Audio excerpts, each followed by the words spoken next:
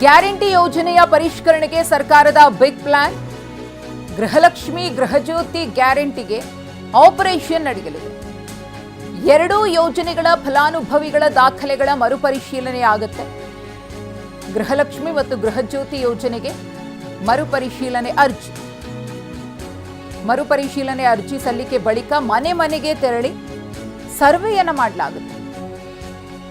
ಮನೆ ಮನೆಗೆ ತೆರಳಿ ದಾಖಲೆಯನ್ನ ಪರಿಶೀಲನೆ ಮಾಡೋದಕ್ಕೆ ಸರ್ಕಾರ ಚಿಂತನೆಯನ್ನ ಮಾಡಿದೆ ಅನ್ನೋದು ಗೊತ್ತಾಗ್ತಾ ಇದೆ.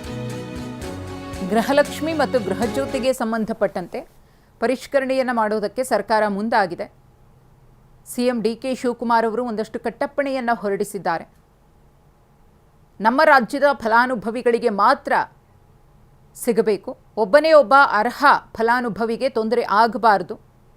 ಈ ಎರಡೂ ಯೋಜನೆಗಳ ಫಲಾನುಭವಿಗಳ ಅರ್ಜಿಯ ಮರುಪರಿಶೀಲನೆ ಆಗುತ್ತೆ. ಹೊರ ರಾಜ್ಯಗಳ ಮತದಾರರಿಗೆ ಗ್ಯಾರಂಟಿ ಹೋಗೋದನ್ನು ತಪ್ಪಿಸೋದು. ಹೊರ ರಾಜ್ಯದಿಂದ ಬಂದವರಿಗೆ ಗೃಹಜ್ಯೋತಿ ಇರೋದಿಲ್ಲ. ಅನುಕೂಲಸ್ಥರು ಗ್ಯಾರಂಟಿಗಳನ್ನು ಸ್ವಯಂ ಪ್ರೇರಿತರಾಗಿ ಬಿಟ್ಟುಕೊಡಬೇಕು ಅಂತಾನು ಸಿಎಂ ಡಿಕೆ ಶಿವಕುಮಾರ್ ಅವರು ಮಾತನಾಡಿದ್ದಾರೆ.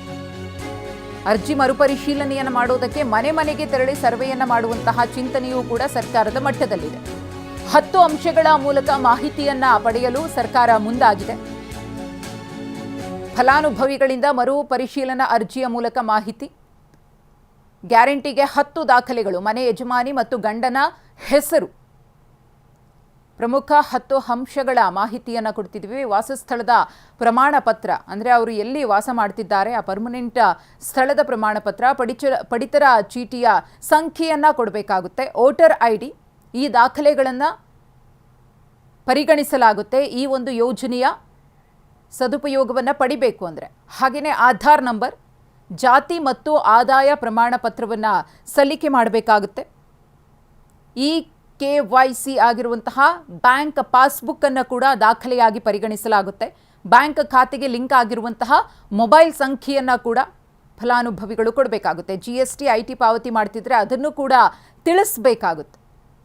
10 ಸರ್ಕಾರಿ ನೌಕರರ ಅನ್ನೋದನ್ನು ಖಚಿತಪಡಿಸಬೇಕು. ಒಂದಷ್ಟು ಮಾನದಂಡಗಳಿದೆ. ಆ ಮಾನದಂಡಗಳ ಒಳಗೆ ಈ ಒಂದು ಯೋಜನೆಯ ಫಲಾನುಭವಿಗಳನ್ನು ನಿರ್ಧರಿಸಲಾಗುತ್ತೆ.